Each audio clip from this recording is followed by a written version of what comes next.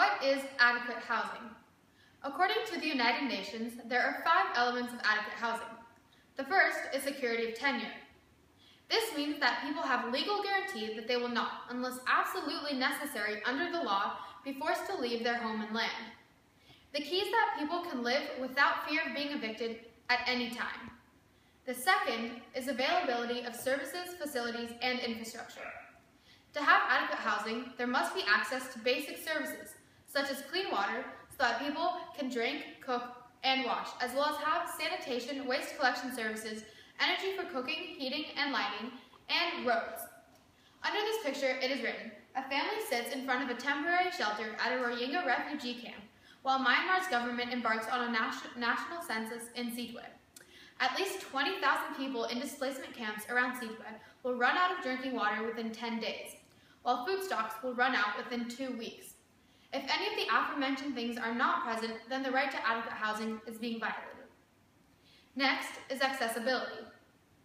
This means that there is no discrimination when housing. No matter what their sex, age, status, wealth, religion, or background, everyone has the right to adequate housing. It is the government's duty to make sure that people are not prevented from living in an adequate home just because they are from a specific group. Next is habitability. For a house to be considered adequate, it must have enough space, privacy, and protection. For example, an adequate home would have enough room so people are not too crowded. And in an adequate house, people feel comfortable and safe from harm when they're inside their own home. An adequate house also provides people with protection from the weather, whether it be rain, cold, wind, or heat. Lastly is cultural adequacy. This means that the house must be built in a way that respects people's traditions and culture.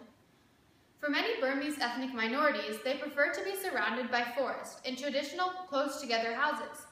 They should not be forced to live in a tall building or on a very small plot of land away from their community. The communities should be allowed to express their cultural identity and diversity. However, this does not mean that the government needs to build each person an adequate home. This simply means that they need to create the conditions through law and policy so that in the future, everyone has access to adequate housing. The issue in Burma is that the government is actively abusing the right to adequate housing and is forcibly evicting thousands of Burmese citizens. Why would the government want to take away these people's homes? They are now able to use the open land to create money-making companies, for example, copper mines.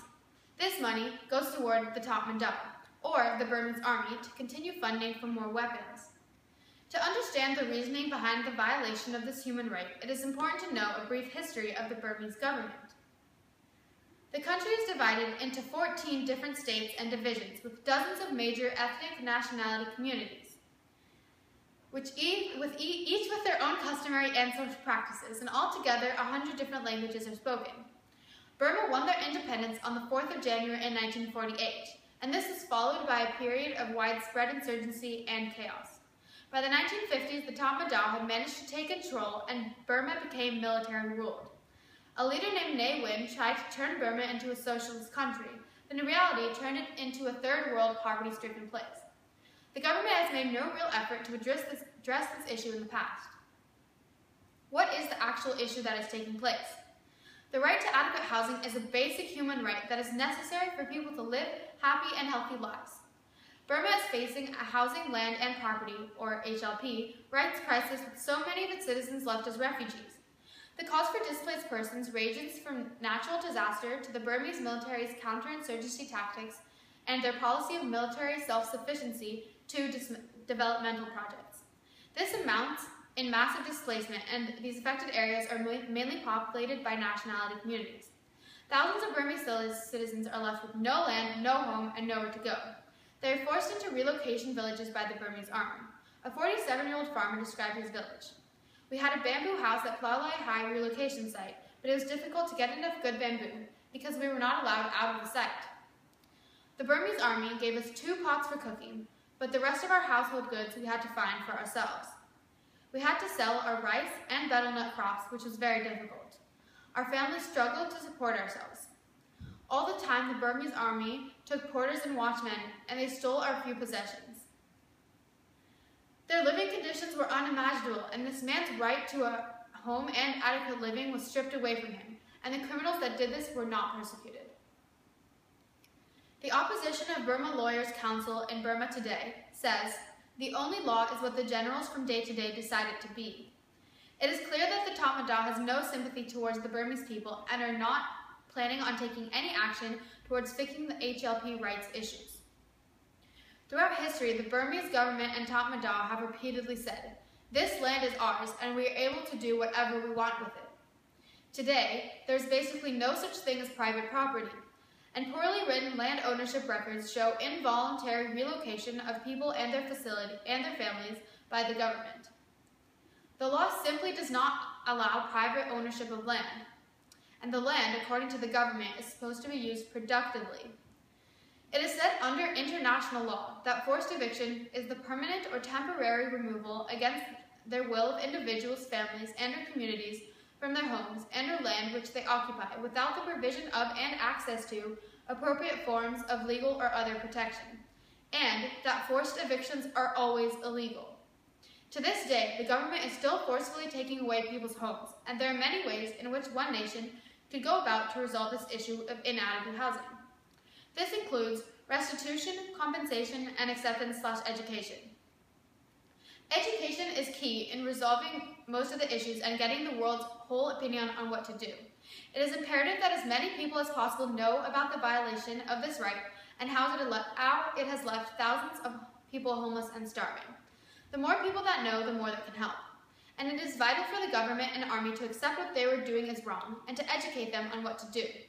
When the Burmese government accepts the HLP rights and laws, there would no longer be an issue. The Tatmadaw needs to see pressure from the surrounding countries as they think that they can do anything. The whole world needs to be informed, and they need to inform the government. As hard as this may seem, it is possible to inform the Tatmadaw about the situation and show them why it is wrong. In addition, it is important to educate the refugees on what they can do to get their homes back. For example, they could collect all documents and information relating to the property they owned in Burma, including the location of their house, the type of house, and the type of land. This way, they have proof that the land that was taken was in fact their own. The second way to help the refugees of Burma is through compensation. This means to support the refugees by giving them money or other tools necessary to rebuild their lives. This does not have to be directly done by the Burmese government, but can be done by raising money for the refugees. A national fund that uses a portion of the profits from the companies built upon the refugees' previous homes could be set up to pay for their compensation. The government could help the affected families by helping them get a new job or start a new business.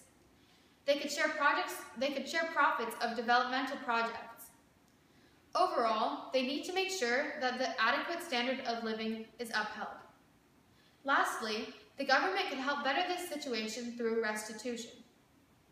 Restitution, according to CORE, means restoring people who have suffered injury or loss to their original position as far as this is possible. People who are evicted or displaced from their homes, land, or property must have it returned to them or returned to some place that is equally as good. This would be essential in helping restore proper HLP rights in Burma. What is taken should be given back to you. Stealing is illegal, and the Burmese government have not only stolen these people's homes, but their happiness and healthiness as well. By following any one of these three tactics, or a combination of both, or all, it is possible to eradicate HLP rights violations and be able to give Burmese people and families their natural right of adequate living. Thank you for listening.